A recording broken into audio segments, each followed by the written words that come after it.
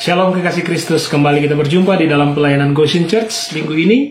Dan biarlah sukacita, damai sorgawi menjadi milik bagian saya dan saudara. Minggu ini saya ingin berbagi satu kebenaran tentang mendengarkan firman Kristus. Maka disitulah kekuatan kita. Injil anugerah Tuhan itu adalah kekuatan yang dahsyat, kekuatan yang luar biasa. Paulus katakan, ini yang memerdekakan kita dan membebaskan kita dari setiap pergumulan dalam hal apapun, dalam setiap area kehidupan kita. Alkitab tidak berkata bahwa uang yang menjadi kekuatan kita. Alkitab tidak berkata obat-obatan menjadi kekuatan kita, atau ilmu pengetahuan teknologi, internet, medsos, ataupun itu kekayaan aset-aset kita. Itu bukanlah kekuatan yang Alkitab katakan. Tapi kekuatan yang Alkitab katakan adalah Injil anugerah Tuhan itu. Dan biarlah kita makin hari makin mengenal akan pribadi anugerah itu, akan kemurahan kasih Tuhan yang begitu dahsyat dalam kehidupan kita. Kalau semakin kita mengenal pribadi anugerah itu, maka akan ada banyak terobosan dalam kehidupan saya dan saudara. Dalam area apapun, dalam area kesehatanmu, dalam area bisnismu, bahkan dalam segala hal. Percaya dengan iman. Karena kehidupan saya dan saudara, kita percaya bukan karena melihat. Dan di saat kita percaya tentu kita gunakan iman kita. Ini yang firman Tuhan ajarkan. Karena orang benar hanya hidup oleh karena iman percayanya. Apapun tantangan yang ada di sekitar kita, kondisi apapun yang sementara saudara alami, jangan kita mengeluh, jangan kita menyerah, apalagi kita berputus asa sehingga muncul perkataan-perkataan yang melemahkan iman kita, bahkan melemahkan iman orang. Jadi biarlah kalau kita tahu Tuhan berkuasa bertakhta atas kehidupan kita, maka ada jaminan dalam kehidupan saya dan saudara. Jadi jangan sampai kita merasa jatuh drop sehingga kita keluar kata-kata yang melemahkan, bahkan setan bisa bertepuk sorak. Jadi jangan sampai setan bertepuk tangan dengan kata-kata negatif yang keluar dari mulut kita. Saya teringat satu kisah di dalam Alkitab. Mungkin saudara-saudara sering baca ceritanya. Ketika Yesus berkhotbah di atas bukit, kita tahu di sana di mana ada Yesus, di zaman Yesus, di mana ada Yesus, di situ banyak orang berbondong-bondong ikut dia. Bahkan di mana Yesus ada, mereka mendengar Yesus ada di situ, mereka kejar Yesus. Kenapa mereka mengejar Yesus? Karena mereka ingin mendapatkan sesuatu hal dari Yesus. Dan firman Tuhan katakan, Yesus itu adalah sahabat orang berdosa.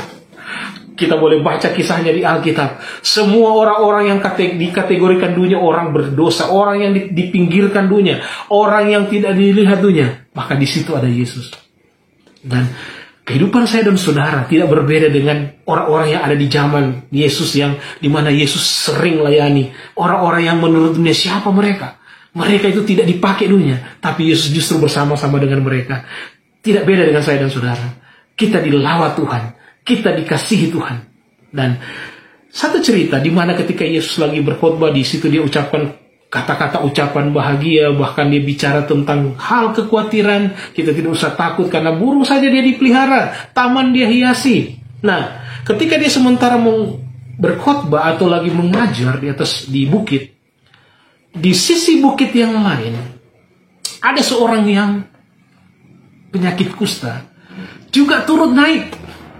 Dan kita tahu, kalau kita baca cerita ini di dalam Matius 8, kelihatannya seperti mudah. Artinya orang kusta ini ya seenaknya dia bisa naik ke atas gunung dan dia bisa berusaha untuk menjumpai pribadi Yesus. Tapi kalau kita dalami dan kita boleh renungkan, sebenarnya orang kusta ini dia memiliki suatu perjuangan. Artinya dia boleh bertemu dengan pribadi anugerah ini. Dia boleh naik ke gunung ini. Karena orang kusta di zaman itu, karena waktu itu bangsa Israel masih memakai hukum Musa. Jadi orang kusta, kalau saudara boleh baca dalam kitab Imamat, dia tidak bisa bergaul dengan banyak orang. Karena dia harus dikarantina atau diisolasi di satu tempat. Karena penyakit kusta ini sangat berbahaya dan bisa menular bagi banyak orang. Jadi mereka itu harus memakai pakaian mungkin terbuat seperti dari karung, dan mereka harus berteriak, saya orang kusta, saya sudah kena kusta. Dan mereka itu harus dikarantina. Dan untuk dia mau masuk di dalam satu komunitas atau mau masuk di satu wilayah, maka tentu dia harus butuh perjuangan. Dan karena apa? Taruhannya nyawa. Kalau dia ketahuan oleh orang banyak bahwa dia ada di dalam satu perkampungan, ada di dalam satu kerumunan, maka dia akan dihukum mati, dilontari dengan batu. Nah, orang ini dia berusaha naik di atas bukit. Tentunya bukan di kerumunan orang, tapi di arah atau sisi yang lain. Matius 8 ayat 2 berkata, maka datanglah seorang yang sakit kusta kepadanya, itu kepada Yesus, lalu sujud menyembah dia dan berkata, Tuhan, jika Tuhan mau, Tuhan dapat mentahirkan aku. Nah, kisah ini setelah Yesus selesai berkhotbah, selesai memberikan banyak hal pengajaran kepada orang-orang yang berbondong-bondong ikut dia, Yesus menurun di bukit. Tapi dia menuruni bukan di sisi di kerumunan banyak orang, tapi dia mengambil jalur yang lain, di sisi bukit yang lain. Kita tahu Yesus juga adalah Tuhan, dia adalah Allah. Dan Yesus tahu ada pribadi yang harus dia jumpai di sana, yaitu pribadi yang butuh pertolongan, pribadi yang butuh ditahirkan. Dan Yesus tahu. Dan kenapa Yesus tahu? Karena Roh yang memberitahu bahwa orang ini percaya akan ucapan Yesus. Yang jadi pertanyaan, kenapa orang kusta itu bisa naik ke gunung untuk cari Tuhan? Saya yakin dan percaya orang ini sudah banyak mendengar kabar baik tentang pribadi Yesus yang penuh dengan belas kasihan, pribadi Yesus yang sangat mengasihi orang-orang yang terpinggirkan, pribadi Yesus yang senang memberkati, pribadi yang senang memberikan mujizat, pribadi yang senang menyembuhkan. Orang ini dengar. Mungkin secara samar-samar, karena orang ini kan tidak bisa bergaul dengan banyak orang. Di saat dia mendengar kabar tentang pribadi Yesus, dan mungkin dia dengar Yesus ada di atas bukit, dia berusaha untuk mencari jalan supaya boleh berjumpa dengan pribadi ini. Dan setiap upaya kita, artinya iman kita yang bergerak untuk percaya akan Yesus, maka Tuhan itu perhitungkan itu sebagai kebenaran. Dan di saat orang ini berupaya untuk menjumpai Yesus, sebenarnya pribadi Yesus yang senang untuk berjumpa dengan dia. Kenapa Yesus senang berjumpa dengan dia? Karena pribadi ini percaya akan Yesus. Jadi di saat dia naik di atas gunung di sisi yang lain, di sisi yang seberang ini ada kerumunan banyak orang, dan dia di sisi yang lain seorang diri. Mungkin dia berpikir, Tuhan, apakah Tuhan sanggup untuk menyembuhkan aku? Mungkin dia berpikir, apakah Tuhan akan marah kepadanya? Tapi di saat saya dan saudara baru baca dalam Matius 8 ayat 2, dia memohon, Tuhan, jika Tuhan mau, Tuhan dapat mentahirkan aku. Apa yang Yesus jawab? Ya, aku mau. Kenapa Yesus langsung jawab aku mau? Karena Tuhan lihat hatinya. Karena Tuhan tahu ini orang ini percaya akan dia. Dan Tuhan perhitungkan itulah imannya. Nah, cerita ini sebenarnya identik sekali dengan cerita di saat seorang gembala mencari domba yang tersesat, domba yang hilang. Di saat domba ini buka hati untuk dikasihi, maka sukacitalah gembala itu. Sama halnya dengan Yesus. Yesus senang mengasihi saya dan saudara. Di saat kita buka hati untuk dikasihi, maka karakter Yesus itu, kasihnya akan meluap keluar untuk menjadi berkat bagi kita. Tuhan hanya mau kita buka hati. Ingat, firman Tuhan katakan dia yang lebih dulu mengasihi kita, bukan kita yang mengasihi dia. Dia yang lebih dulu mengasihi kita. Yesus akan bersorak, hatinya akan meluap-luap apabila kita buka hati untuk dia kasihi. Nah, seperti orang kusta ini, dia datang dan dia minta belas kasih. Dan Tuhan dengan senang hati memberikan kemurahan itu, memberikan anugerahnya bagi orang ini. Kasih Tuhan begitu dahsyat. Orang ini sudah mendengar kabar baik bahwa Yesus itu Allah yang penuh dengan belas kasihan. Karena kasih Tuhan ini membuat orang kusta ini keluar dari persembunyiannya. Karena dia mendengar kebaikan Tuhan, kemurahan Tuhan, dia keluar dari tempat di mana dia terpenjarakan. Demikian hanya saya dan saudara. Kalau kita mendengar kasih Tuhan yang begitu dahsyat dalam kehidupan kita, maka kita akan keluar dari penjara penyakit kita. Kita akan keluar dari penjara kemiskinan kita untuk cari dan datang kepada aliran kasih itu. Inilah tindakan iman seperti yang dilakukan oleh orang kusta ini.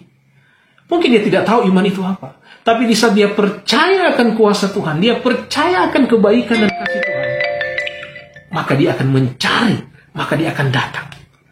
Dia menghampiri pribadi anugerah itu, dan pribadi anugerah itu dengan sukacita akan memberikan kasihnya. Yesus senang berjumpa dengan orang-orang seperti ini. Kalau kita renungkan, Kalau orang kusta ini mendengar kabar-kabar tentang Yesus yang suka menghakimi, kalau dia sering mendengar cerita tentang pribadi Yesus yang suka menghukum, yang suka menghajar orang yang bersalah, yang suka memukul orang yang berdosa, saya terlalu percaya orang ini justru akan menjauh, bukan datang mendekat. Kenapa? Kenapa dia harus datang kepada pribadi yang menghukum dia? Jadi orang ini justru akan semakin menjauh, dia akan merasa terhakimi, dan pasti dia tidak ada harapan lagi. Akan tetapi dia mendengar kabar baik tentang pribadi ini. Dia mendengar pribadi Yesus yang begitu penuh dengan kasih, penuh dengan belas kasihan. Ini yang membuat dia tertarik. Ini yang membuat dia mendekat. Begitu halnya saya dan saudara. Jangan kita mendengar kabar-kabar tentang Allah kita yang begitu kejam, Allah kita yang begitu murka. Memang Allah itu Allah yang pemarah kalau akan dosa. Tapi dia mengasihi saya dan saudara. Ingat, Yohanes 3 ayat 17, dia datang untuk menyelamatkan kita. Membebaskan kita dari penghukuman. Nah, saya dan saudara sebenarnya tidak berbeda dengan orang kusta ini. Kita ini sebenarnya najis. Kita ini sebenarnya kotor, penuh dengan dosa. Tapi Tuhan senang menjumpai kita. Jadi Tuhan mau kita jangan terpenjara dengan kekotoran kita. Jangan kita bersembunyi dengan semua hal yang artinya yang kita merasa saya tidak layak. Saya tidak layak untuk mendekat kepada kasih pribadi kasih itu. Saya tidak layak untuk dikasihi. Tuhan justru mau kita datang mendekat. Jadi jangan kita putus asa dengan kekotoran kita. Jangan kita putus asa dengan pelanggaran-pelanggaran yang pernah mungkin kita lakukan. Tapi mari kita keluar dari persembunyian kita. Mari kita mendekat kepada Dia. Ingat seperti Goshen. Goshen itu mendekatlah. Supaya kita terpelihara. Goshen mendekat. Mendatanglah kepada Kristus. Supaya kita terpelihara. Kita senantiasa dalam kasih dan anugerah Tuhan. Yesus itu adalah pribadi anugerah itu sendiri. Dialah yang membuat kita, membuat iman kita itu makin hari makin bergairah. Karena firman Tuhan katakan Roma 10 ayat 17, jadi iman timbul dari pendengaran, dan pendengaran oleh firman Kristus. Ingat, firman Tuhan katakan di sini Kristus, firman Kristus, bukan firman Tuhan. Kalau firman Tuhan itu bicara tentang keseluruhan isi Alkitab. Tapi firman Kristus adalah perkataan Kristus setelah dia bangkit. Artinya perkataan Kristus itu gelar Kristus, orang yang diurapi. Nah, saya dan saudara hidup di dalam perjanjian yang baru. Kristus sudah menang atas maut. Dia menang atas segala-galanya. Salib adalah buktinya. Jadi saya dan saudara, semakin saya dan saudara mendengar akan pendengaran yang baik akan firman Kristus, maka iman kita akan bertumbuh, kita akan bergairah, iman kita itu makin kuat di dalam Kristus. Jadi mendengar Tuhan, mendengar Allah, banyak orang sekarang seperti takut untuk mendekat. Kenapa? Karena mereka berkata semua bencana, semua penyakit, semua hal-hal negatif, kemiskinan, itu datang karena apa? Karena Tuhan menegur mereka. Jadi mereka jadi miskin, mereka jadi sakit, karena Tuhan izinkan supaya mereka berubah, bertobat. Sehingga dengan penyakit itu membuat mereka untuk cari Tuhan. Dengan bencana itu mereka cari Tuhan. Contoh seperti virus corona ini, itu katanya Tuhan kirim supaya orang datang berbalik dan cari Tuhan. Sekarang jadi pertanyaan, bagaimana Anda dan saya percaya kepada Tuhan yang mendatangkan malapetaka? Saya mau minta kesembuhan, saya mau minta pemulihan ekonomi, saya mau datang supaya terlepas dari belenggu-belenggu yang mengikat saya. Sementara semua itu yang menurut cerita orang itu yang diberikan Tuhan. Bagaimana saya mau datang untuk meminta kelepasan itu? Tuhan kita tidak seperti itu. Tapi Tuhan kita senang untuk memberkati saya, memberkati saudara, melepaskan kita dari belenggu-belenggu itu. Area apapun yang menutup dalam kehidupan kita, maka Allah senang datang untuk memberikan terobosan bagi saya dan saudara. Itulah Tuhan saya, itulah Tuhan Anda yang kita sembah. Yesus yang begitu murah hati. Allah itu bukan Allah. Alkitab sendiri yang mendefinisikan. Allah itu Allah yang pribadi yang penuh kasih. Bahkan dia mendefinisikan Allah itu pribadi kasih. Coba saudara baca 1 Yohanes 4 ayat 8. Barang siapa tidak mengasihi, ia tidak mengenal Allah. Sebab Allah adalah kasih. Alkitab tidak mendefinisikan itu adalah Allah pemarah, Allah emosional. Walaupun Allah itu Allah yang penuh dengan amarah. Kalau orang berbuat dosa, kalau ada perbuatan dosa, Allah marah akan dosa. Tapi dia mengasihi orang ciptaannya, manusia ciptaannya. Pribadi Tuhan itu sungguh dahsyat. Jadi, pribadi Tuhan kita yang sesungguhnya dikatakan di dalam Mazmur. Coba saudara buka lagi. Mazmur 103, ayat 8-12, di sana dikatakan, Tuhan adalah penyayang dan pengasih, panjang sabar dan berlimpah kasih setia. Tidak selalu ia menuntut dan tidak untuk selama-lamanya ia mendendam. Tidak dilakukannya kepada kita setimpal dengan dosa kita, dan tidak dibalasnya kepada kita setimpal dengan kesalahan kita, tetapi setinggi langit di atas bumi, demikian besarnya kasih setianya atas orang-orang yang takut akan Dia. Sejauh timur dari barat, demikianlah dijauhkannya daripada kita pelanggaran kita. Apakah hal ini tidak dahsyat? Inilah Allah kita, pribadi yang penuh dengan kasih, pribadi yang penuh dengan belas kasihan yang tiada batasnya, penyayang, panjang sabar, tidak melihat lagi kesalahan kita di masa lalu. Satu hal yang bagi saya pribadi, kalau mau membaca ayat ini, saya sebenarnya merasa Tuhan, saya tidak layak terima semua ini. Tapi karena kemurahan Tuhan, karena anugerah Tuhan, Dia beri cuma-cuma bagi saya dan saudara. Jadi jika Anda memiliki iman, saudara dan saya hanya tinggal percaya, mengimani semua hal tentang pribadi karakter Kristus yang begitu penuh dengan kasih, karena Dia adalah Allah adalah kasih. Di saat kita mendengar dan percaya akan kebenaran ini, maka iman kita itu makin hari makin bertumbuh. Kalau saudara setiap hari mendengar cerita tentang penghukuman, cerita tentang malapetaka yang Tuhan timpakan, bicara tentang kemarahan Tuhan, maka otak saudara akan penuh dengan image, Allah itu Allah yang pendendam, Allah itu Allah yang jahat, Allah itu Allah yang kejam. Pasti itu image saudara akan seperti itu, menggambarkan pribadi Allah. Tapi firman Tuhan katakan, Allah itu adalah kasih. Seperti yang sudah kita baca dalam Mazmur 103 ini. Inilah atribut yang Allah miliki. Nah, dalam Kisah Para Rasul 20 ayat 32 dikatakan, jadi firman Kristus itu adalah firman yang berbicara tentang anugerah. Firman Kristus itu bicara perkataan perjanjian yang baru.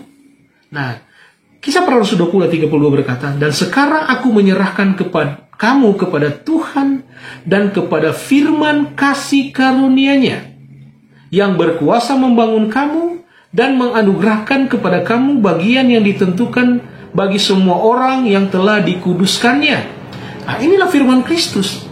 Jadi firman Kristus itu yang dapat membangun dan memberikan bagian yang ditentukan kepada orang-orang kudusnya. Hanya firman Kristus di sini yang dapat membangun dan memberikan bagian yang ditentukan bagi semua orang yang telah dikuduskannya. Bukan saya dan saudara yang menguduskan diri, tapi Dia yang menguduskan saya dan saudara, Yesus. Nah, Kolose 3 ayat 16, hendaklah perkataan Kristus diam dengan segala kekayaannya di antara kamu. Perkataan Kristus, firman Kristus, biarlah itu diam, karena firman Kristus itu penuh dengan kekayaan yang luar biasa. Jadi semakin kita mengenal kasih Tuhan, semakin kita tahu akan pribadi anugerah ini, maka akan menjadikan kita semakin kuat, semakin kita mendengar, semakin kita percaya akan kasih anugerah Tuhan, maka akan semakin kita berani untuk menjalani kehidupan ini. Puji Tuhan, inilah kasih anugerah Tuhan.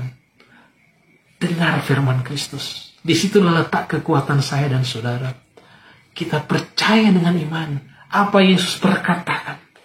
Ini kelebihan saya dan saudara, anak-anak Tuhan, orang percaya. Iman kita. Bukan andalkan kekuatan kita, tapi percaya saja Tuhan katakan. Ingat, iman tanpa perbuatan mati. Benar. Di saat saudara beriman berarti beriman secara vertikal kepada Tuhan. Saudara mendapatkan hal-hal yang supranatural, maka otomatis Anda akan melakukan pekerjaan-pekerjaan baik. Nanti saudara baca Efesus 2 ayat 8 dan 9. Jadi pekerjaan baik itu nanti akan mengikuti karena karakter Kristus sudah berdiam atas kita. Saya juga akan bagikan satu cerita di dalam Alkitab.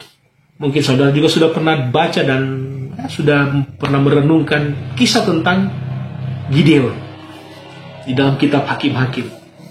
Nah, kita tahu kisah Gideon ini ketika itu bangsa Israel, karena mereka sudah melakukan banyak kejahatan sehingga Tuhan menyerahkan mereka ke bangsa Midian. Sehingga selama 7 tahun mereka di dalam kuasa bangsa Midian. Dan mereka akhirnya karena sudah tertekan, menderita, mereka berseru kepada Tuhan. Dan Tuhan memunculkan satu pribadi, yaitu Gideon. Nah, nanti ceritanya saudara boleh baca dalam Hakim-Hakim 6. Nah, bangsa Israel ketika itu, mereka amat menderita. Karena di saat mereka menanam, maka akan datang bangsa Midian, Amalek, dan orang-orang timur untuk datang merusak semua tanaman. Bukan hanya tanaman, semua ternak-ternak itu mereka babat habis. Mereka musnahkan. Sehingga bangsa Israel begitu melarat, begitu menderita. Nah, termasuk Gideon dan keluarganya. Nah, satu ketika Gideon itu dia lagi mengirik gandum di tempat pemerasan anggur.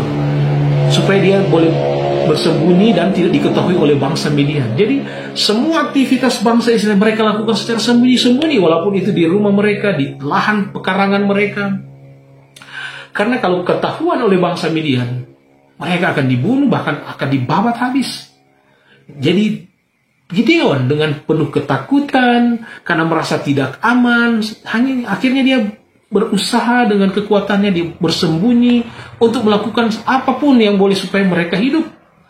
Nah, di tengah-tengah ketakutan, di tengah-tengah kekhawatiran, di tengah-tengah ketidakamanan dia, maka Tuhan datang menjumpai dia.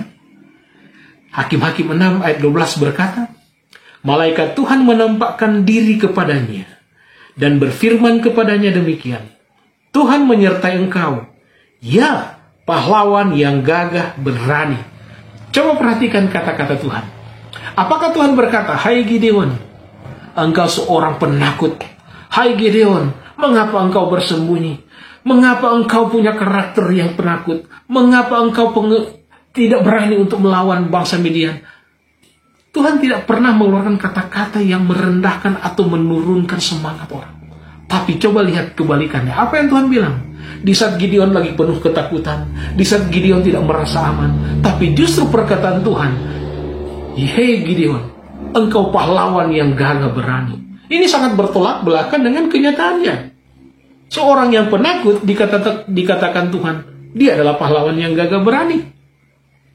Jadi sama saya dan saudara, Tuhan tidak pernah untuk mengeluarkan kata-kata yang melemahkan kita.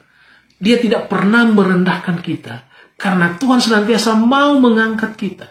Mungkin di pandangan mata orang, di pandangan dunia, engkau itu direndahkan, tidak dipakai orang, disisihkan orang. Tapi Tuhan yang saya dan saudara sembah, Dia Yesus yang senang mengangkat kita. Dia Yesus yang senang memberkati kita. Jangan kita takut. Nah, di saat Yesus perkatakan seperti itu, maka Gideon keluar dari persembunyiannya. Dia keluar dari ketakutannya. Dia keluar dari kegentarannya, dari kekhawatirannya. Demikiannya halnya kita. Kalau kita baca firman Kristus, kita diperdengarkan dengan kebaikan dan kekuatannya Tuhan, maka kita akan keluar dengan penuh keberanian. Hadapi tantangan apapun yang ada di depan kita di dalam menjalani kehidupan ini. Nah, Gideon pegang janji Tuhan. Kenapa dia pegang janji Tuhan? Karena di dalam Hakim-Hakim 6 ayat 16, apa janji Tuhan di situ? Berfirmanlah Tuhan kepadanya, tetapi akulah yang menyertai engkau, sebab itu engkau akan memukul kalah orang Midian itu sampai habis. Ini janji Tuhan. Tuhan katakan kepada Gideon, aku akan menyertai engkau dan akan memukul kalah orang Midian sampai habis. Di saat Gideon percaya, Tuhan perhitungkan itu sebagai imannya. Maka dia pegang janji Tuhan. Keberaniannya keluar. Dan akhirnya setelah kita tahu jalan ceritanya, dengan kekuatan pribadi ini, secara supranatural, bangsa Midian mulai dikalahkan. Dengan hanya Gideon dan hanya segelintir pasukannya yang disortir oleh Tuhan. Kita tahu jalan kisah ini yang luar biasa. Nah, mungkin di antara kita mungkin ada seperti yang dikatakan tadi orang kusta, atau seperti pribadi Gideon, yang kita lagi saat ini bersembunyi dengan kekurangan kita. Kita bersembunyi dengan keterbatasan kita. Kita bersembunyi karena kenajisan kita, kekotoran kita, ketakutan kita. Semua itu secara manusia itu alami. Tapi ingat, iman kita itu yang mengalahkan dunia. Firman Tuhan katakan, saudara punya Yesus, percaya dengan iman, keluar dari persembunyianmu. Jangan takut, jangan putus asa, jangan berkeluh kesah. Mungkin saudara saat ini lagi terkungkung, terpenjara dengan sakitmu. Saatnya engkau bertindak dengan iman, keluar dari sakitmu itu. Percaya, janji-janji Tuhan tergenapi atas kita. Di saat ini engkau mungkin terpuruk dalam ekonomimu, saat ini engkau bertindak, keluar dari keterpurukan itu, keluar dari tempat persembunyianmu. Tunggu dan nantikan janji Tuhan akan tergenapi atas engkau. Ingat, iman kita akan melakukan banyak hal. Hal-hal besar, hal-hal yang tidak masuk akal, yang tidak ada dalam logika kita. Kalau Tuhan sudah bertindak, Dia katakan yang menyertai kita sampai akhir zaman. Bahkan firman Tuhan dalam Galatia, dalam Ibrani katakan, aku sekali-kali tidak akan pernah membiarkan engkau dan meninggalkan engkau. Seperti pesan Tuhan kepada Yosua, jangan kecut dan tawar hati. Kuatkanlah dan teguhkanlah hatimu, karena Tuhan menyertai. Sama halnya dengan kita. Sehingga Roma 8 ayat 31 tergenapi atas saya dan saudara. Sebab itu, apakah yang akan kita katakan tentang semuanya itu? Jika Allah di pihak kita, siapakah yang akan melawan kita? Inilah janji Tuhan akan tergenapi. Kalau Tuhan di pihak kita, siapa lawan kita? Iblis? Iblis sudah takluk di bawah kaki Yesus. Jadi saya dan saudara, kita adalah orang-orang pemenang. Bahkan firman Tuhan katakan, bahkan kita lebih daripada pemenang. Jangan kita orang yang lebih dari pemenang, tapi kita punya mental penakut, kita mental pengecut, kita punya mental yang berputus asa.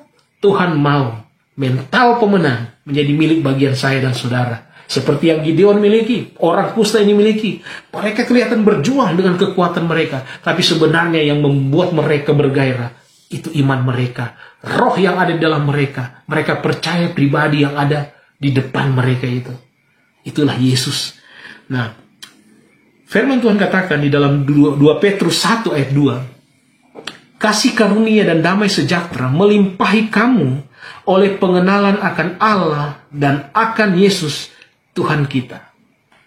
Bagaimana saya percaya akan pribadi yang akan menolongku? Bagaimana saya percaya dengan pribadi yang akan membuat terobosan dalam kehidupan rumah tanggaku? Kalau saya tidak mengenal Dia dengan sungguh. Jadi firman Tuhan katakan di sini, kasih karunia dan damai sejahtera akan melimpahi kamu oleh pengenalan akan Allah dan Yesus, akan Yesus. Jadi di saat kita kenal pribadi Yesus, pribadi yang sudah menang, pribadi yang sudah mengalahkan maut itu, yang sudah mengambil kutuk kita, pribadi yang sudah mengambil segala sakit kita. Di saat kita percaya, Tuhan pakai iman kita, maka kita akan kalahkan dunia. Nah, kasih karunia damai itu akan melimpahi saya dan saudara. Kalau kasih itu melimpahi akan kita tidak akan terpengaruh dengan kondisi apapun yang ada di sekeliling kita. Karena kemurahan Tuhan itu yang akan menutupi semua hal-hal itu. Anugerah Tuhan akan menutupi segala kekurangan-kekurangan itu. Percaya. Memang secara mata jasmani, saya sudah tidak kuat lagi. Secara mata jasmani, saya tidak boleh bisa sembuh lagi. Secara mata jasmani, ekonomi keluarga aku tidak bisa dipulihkan. Secara mata jasmani, anak-anakku sudah tidak bisa diatur lagi. Sudah tidak bisa diarahkan lagi. Tapi pegang janji Tuhan. Kasih karunia, damai sejahtera akan melimpahi kamu oleh pengenalan akan Allah dan akan Yesus Tuhan kita. Pegang janji Tuhan. Percaya dengan iman. Saudara akan melewati setiap tantangan dalam kehidupan, dalam area kehidupanmu. Nah, kata pengenalan di sini, di dalam 2 Petrus 1 ayat 2, itu pengenalan bukan hanya sekedar pengenalan akan pengetahuan, atau pengenalan hanya secara visual. Tapi pengenalan di sini tentang Yesus, itu pengenalan bicara tentang hubungan intim. Saudara tahu, mungkin saya sudah berkeluarga, apa arti hubungan intim antara suami dan istri? Jadi bicara keintiman, bicara masalah hati, bicara masalah kedekatan yang begitu erat. begitu kita dengan Kristus, jadi bicara pribadi dengan dia. Ingat, kekristenan saya dan saudara itu bukan agama, tapi kekristenan kita itu bicara tentang hubungan, relationship antara saya dengan juru selamat saya, antara saya dengan Allah saya, antara saya dengan penolong saya yang ajaib. Jadi ini bicara hubungan, bukan masalah denominasi, tapi ini bicara hubungan saya dengan Kristus. Pribadi yang penuh dengan pengurapan, pribadi yang begitu mengasihi kita. Nah, dengan kata lain, ketika saya dan saudara mendengar dan mengerti dalam hati bahwa Tuhan itu sungguh mengasihi kita, Dia sangat senang memberkati kita, kasihnya tiada batasnya, kasihnya itu tanpa syarat, maka secara supranatural, apapun area dalam hidupmu yang tertutup saat ini, maka itu akan terbuka di dalam nama Yesus. Pegang janji-janjinya, pegang firman Kristus, itu akan lebih menguatkan iman kita. Jangan ragu, jangan takut, jangan putus asa. Kita akan menikmati anugerah demi anugerah, mujizat demi mujizat dalam setiap kehidupan saya dan saudara. Percaya, haleluya. Jadi kita akan menikmati, kita akan menemukan kekuatan, hikmat Tuhan, penyediaan supply-nya Tuhan, provision-nya Tuhan, perkenanan Tuhan yang berlipat ganda secara nyata dalam kehidupan pribadi, keluarga, bahkan di dalam pelayanan. Dengarkanlah firman Kristus. Disitulah letak kekuatan kita. Kita berdoa. Bapa Surgawi, kami mengucap syukur buat kebenaran firman Tuhan pada saat ini. Dan kami percaya Tuhan, dengan iman kami percaya Engkau sudah menyediakan semuanya sempurna bagi kami. Dan secara nyata itu akan termanifestasi dalam kehidupan kami.